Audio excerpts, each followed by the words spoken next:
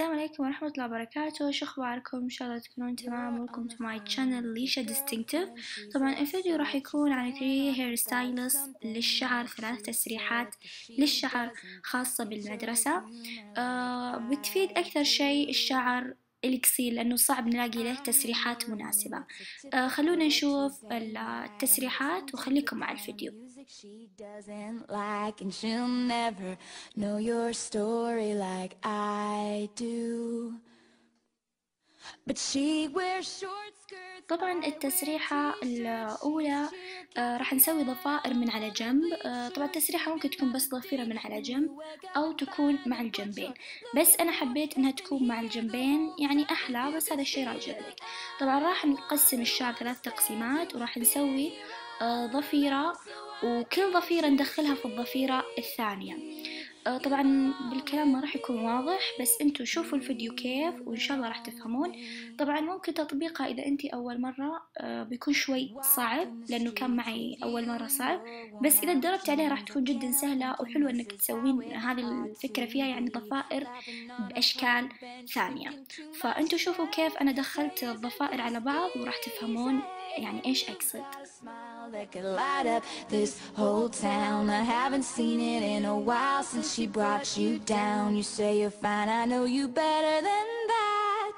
Hey, what you doing with a girl like that? طبعا مثل ما انتم شايفين انه الحين بديت اسوي ضفيرة في بدايتها، فادخل كل واحدة اخذها من على جنب، فادخل هذه على هذه، وراح اخذ مثلا خصلة الحين واحطها فوق الخصلة الثانية، بعدين اخذ مع الجنب الثاني وادخلها عليهم كلهم. فان شاء الله انكم فاهمين، بس اكيد بتشوفون في الفيديو، يعني بتشوفون الفيديو بتفهمون اكثر الخطوات. وبس وراح اسويها لحد ما انتهي، لحد ما اوصل للنهاية، بعدين راح امسكها بمغاط صغير. فشوفوا الخطوة كيف.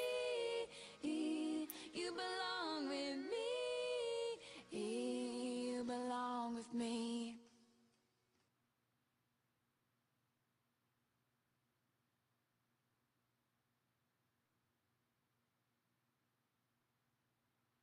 طبعا بعد ما مسكتها بمغاطة صغيرة راح أدخل أمسكها بتوكة، بعدين أغطي المغاطة والتوكة بالشعر الثاني، يعني عشان ما تبين المغاطة والتوكة، فأحلى كذا شكلها. هذا الجنب الأول وسويتها مع الجنب الثاني. ممكن أنت تكتفين بجنب واحد، بس أنا حبيت إنه يكون جنبين، بس هذا الشي راجع لك. فهذا هو الشكل النهائي للتسريحة الأولى، ونشوف التسريحة الثانية.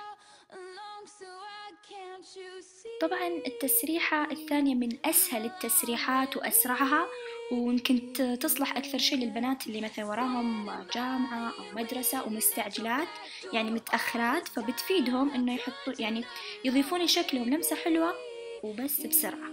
فالتسريحة كلها تعتمد على البرم، إنه تقسمين شعرك 4 أقسام أو 5 من قدام، وتبدين تبرمين كل الأقسام على بعضها وتدخلينها يعني على بعضها. طبعا في الفيديو راح توضح الطريقة كيف. ممكن إنه البرم يكون مثلا من على اليمين أو من على اليسار، يعني من جهة واحدة، أو ممكن يكون مع كل الجهات يعني من قدام كله.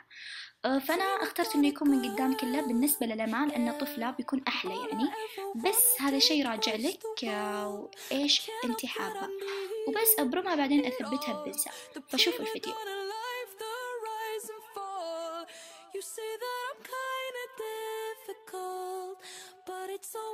وبس هذا هو الشكل النهائي للتسريحة الثانية، مرة حلوة وسريعة وبسيطة وسهلة وكل شيء، فتفيدكم إذا أنتم مستعجلين. خلونا نشوف التسريحة الثالثة. الحين نجي للتسريحة الثالثة.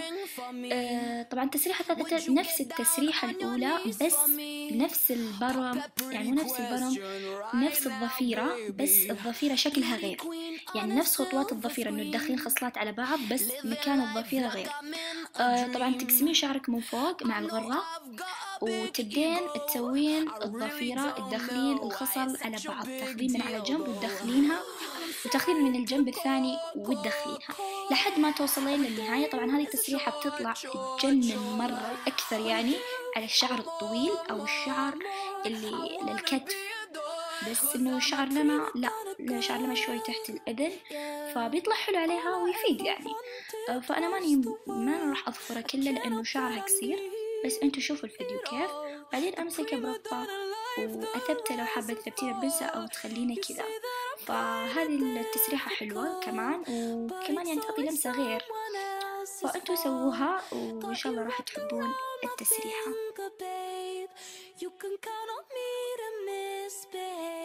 هذا هو الشكل النهائي، طبعا هي من قدام، فإن شاء الله إنها واضحة بالنسبة لكم. وبس هذه آخر تسريحة، وإن شاء الله إنكم حبيتوا كل التسريحات. قولوا لي أي تسريحة أكثر حبيتوها. بس أتمنى إنكم استفدتوا واستمتعتوا من الفيديو. ولايك، سبسكرايب، كومنت يا ليت. وكمان تابعوا متجري على الانستغرام وسووا لي فولو على المتجر، لأن الشيء راح يسعدني. يا رب إنكم استفدتوا، وإن شاء الله يكون عام حلو عليكم. وبس next week. Going down, down, down. Anything for the crown, crown.